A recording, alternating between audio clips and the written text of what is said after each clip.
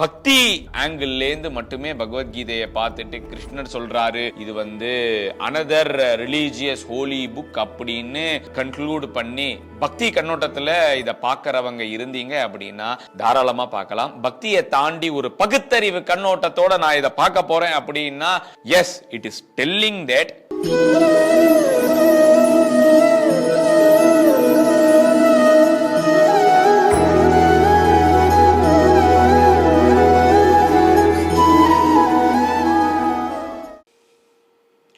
Hi, வணக்கம். வாழ்க்கை ரொம்ப அழகானதாக அமையட்டும். இந்த அழகான வாழ்க்கையில நாம பார்க்கிறது Bhagavad Gita chapter 3 கர்மயோகால verse 14. Let us get into the sloka. It says that annat bhavanti bhutani parjanyat anna sambhavah yajñat bhavati parjanyo yajña karma samudbhavah. Meaning பார்க்கலாம். It is so short, so sweet. இந்த வீடியோ என்ன சொல்லுது அப்படின்னா, all living beings sustain on food. Food is produced by rains. Rains comes from the performance of sacrifice, and sacrifice is produced by the performance of prescribed duties. So simple. நம்ம எல்லாருமே சாப்பிட்றோம், என்ன சாப்பிட்றோம், எப்படி சாப்பிடணும் அப்படிங்கிறது எல்லாமே நம்ம போன வீடியோலையும் பார்த்தோம்ல. இந்த வீடியோலையும் நம்ம சாப்பாடை பற்றி தான் பேச போகிறோம். உலகத்துல, இந்த பிரபஞ்சத்துல, இந்த இயற்கையில இருக்கக்கூடிய எல்லா உயிரினங்களும் ஃபியூயல் மாதிரி ஃபுட், அன்னம், சாப்பாடு அப்படிங்கிற ஒரு விஷயம் தான் நம்மளை இப்ப எப்படி இருக்கோமோ அப்படி இருக்க வைக்குது. சின்ன வயசுல சில கிராமா இருக்கும், சில கிலோவா இருக்கும், சில ஹைட்டில் இருக்கும். அப்புறம் காலப்போக்கில் நாமளும் வளர்ந்துக்கிட்டே இருக்கோம். சின்ன வயசுல நம்மளுடைய உடம்பு இருந்த நிலைமை, இப்போ நம்ம உடம்பு இருக்கிறது எல்லாமே கம்ப்ளீட்லி டிஃப்ரெண்ட்டாக இருக்கு. நம்ம பாடி க்ரோ ஆகிறது, நம்மளோட ஆர்கன்ஸ் க்ரோ ஆகிறது, நம்மளுடைய சின்ன சின்ன பார்ட்ஸ் உடம்புல க்ரோ ஆகிறது, நம்மளுடைய திங்கிங், என்ன ஓட்டம், அதுல வளர்ச்சி வருது, அதுல முதிர்ச்சி வருது. இது எல்லாத்துக்குமே நம்ம சாப்பிடக்கூடிய சாப்பாடு அப்படிங்கிற ஒரு விஷயம் ரொம்ப பெரிய காரணமா இருக்கு. Body is that one fuel அப்படின்னு கூட சொல்ல முடியாது. ஏன்னா நார்மலா இப்ப பைக் ஓட்டுறோம் அப்படின்னு பார்த்தோம்னா அந்த பைக்குக்கு பெட்ரோல் தேவை. அதே மாதிரிதான் நாம ஓடுறதுக்கு சாப்பாடு தேவையா அப்படின்னா ஜென்ரலா பார்த்தோம்னா அப்படிதான் தோணும். ஆனா அப்படி கிடையாது. ஏன் அப்படின்னா வண்டியில பெட்ரோல் போடுறோம், 100 ரூபாய்க்கு போடுறோம், 200 ரூபாய்க்கு போடுறோம். அது அதோடைய வேலையை மட்டும் செய்து அந்த வண்டி இயங்குறதுக்கு அது காரணமா இருக்கு. ஆனா நாம சாப்பிட்ற சாப்பாடு, it is becoming a part of our body. Imagine பைக்ல இருக்கிற ஒரு பைக் ஓடுறதுக்கு பெட்ரோல் காரணமா இருக்கு. பைக்ல இருக்கிற ஒரு பார்ட்ஸ்லயும் ஒரு டெக்ஸ்டர்லயும் அந்த பெட்ரோலுடைய கான்ட்ரிபியூஷன் இருக்கா அப்படின்னா பதில் நமக்கே தெரியும். ஆனா நம்ம சாப்பிடுற ஒவ்வொரு உணவும் it is contributing to every cell.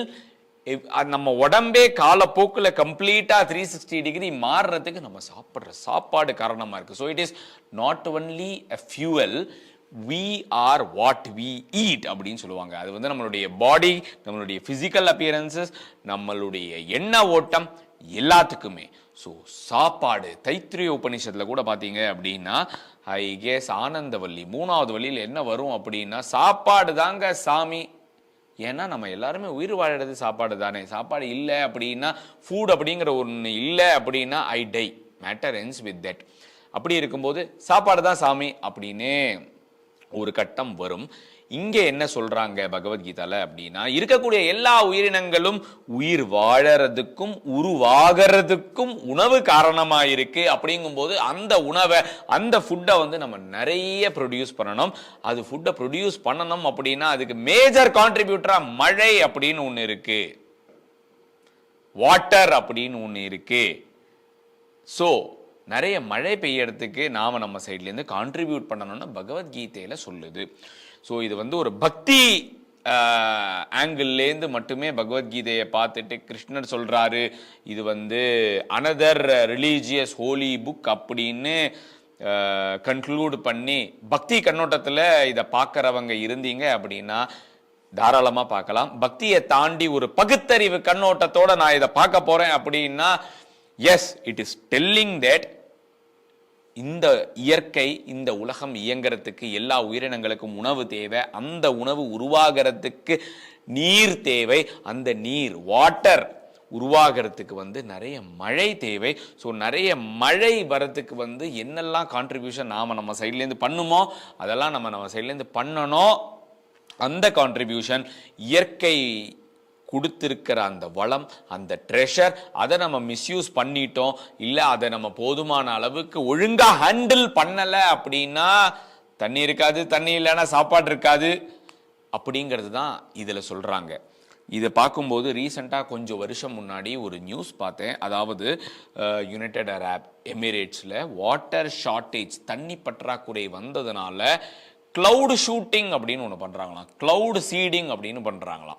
நம்ம சின்ன வயசில் மழை எப்படி பெய்யும் அப்படின்னு பார்த்துருப்போம்ல. இயற்கை மழை வரத்துக்கு இயற்கைக்குன்னு ஒரு ஆப்ரேட்டிங் ஸ்ட்ரக்சர் இருக்குல்ல, ஒரு மோடஸ் ஆப்பரண்டி இருக்குல்ல, அதையே ஒரு மனுஷன் வந்து இந்த உலகத்துடைய நடப்பு, இந்த உலகத்துடைய இயல்பு, உலகத்துடைய நடப்பும் உலகத்துடைய இயல்பும் இயற்கையின் நடப்பையும் இயற்கையின் இயல்பையும் ஹேம்பர் பண்ணிச்சு அப்படின்னா அப்புறம் நம்ம கிளவுட் சீடிங் பண்ணணும், வானத்தில் போயிட்டு கிளவுட் பிளான்டிங் பண்ணணும். இந்த மாதிரி நிறைய ஆர்டிஃபிஷியல் டெக்னாலஜிஸ் எல்லாம் நம்ம வளர்த்துக்கணும். Any artificial technology. கொஞ்சம் மாசங்கள் முன்னாடி வந்து லிங்க்டின்ல ஒரு கம்பெனி அட்வர்டைஸ் பண்ணின ஒரு ப்ராடக்ட். அந்த ப்ராடக்ட் என்ன பண்ணும் அப்படின்னா, அங்கங்கே it's a country abroad outside India, சீட்டிங் அழகாக நம்ம பார்க்கில் சேர்லாம் போட்டிருப்பாங்களா, அந்த சேருக்கு பின்னாடி வந்து அழகான ஒரு கண்ணாடி டப்பா. அந்த கண்ணாடி டப்பாக்குள்ள வந்து ஏதோ ஒரு கெமிக்கல் இருக்கு. Over the period of time அந்த கெமிக்கல் கிரீன் ஆகும். அது என்ன பண்ணுது அப்படின்னா, தட் சிஇஓ வந்து அட்வர்டைஸ்மெண்ட் கொடுத்துருக்காரு, ஒரு மரம் பண்ணக்கூடிய வேலையை வந்து இந்த மிஷின் பண்ணும் அப்படின்னு. ஸோ அதனால மரம் வெட்டி ஏன்னா ஒரு மரத்தை வெட்டுறது நமக்கு வந்து எல்லா அப்ரூவலும் இருந்தது அப்படின்னா அந்த செயல் வந்து இட்ஸ் ஜஸ்ட் 1 hour's டைம். ஆனால் அந்த மரத்தை வளர வைக்கணும் அப்படின்னா எத்தனை வருஷங்கள் ஆகும் அப்படின்னு நமக்கு தெரியாது. ஏன் அப்படின்னா, ஒன்றை உருவாக்குறதுக்கு உண்டான பொறுப்பு நமக்கு கையில் கொடுக்கப்பட்டிருக்கு. ஆனால் உருவாக்கறதுக்கு உண்டான அந்த பொறுப்பையும் அதிகாரத்தையும் வச்சு அதையே நம்ம அழிக்கிறோம்னா we cannot build another tree. அப்படி இருக்கும்போது இந்த மாதிரி மெஷின்ஸ் வரும், நிறைய ஆர்டிஃபிஷியல் லேட்டஸ்ட் டெக்னாலஜிஸ் வரும். எந்த மெஷினாக இருந்தாலும், எந்த ப்ராடக்டாக இருந்தாலும், எந்த டெக்னாலஜியாக இருந்தாலும் அதுக்கு ஒரு வியாபாரி இருப்பான். அவன் நம்ம கிட்டேருந்து காசை எதிர்பார்ப்பான் அண்ட் வியாபார உலகமாக மாறிடும் அது. ஸோ இயற்கை இயங்கிறது ஒரு வியாபார உலகம் கிடையாது. But still we need to contribute.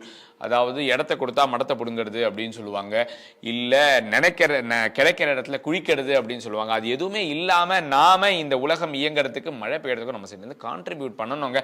பண்ணலை அப்படின்னா வி வில் சஃபர்.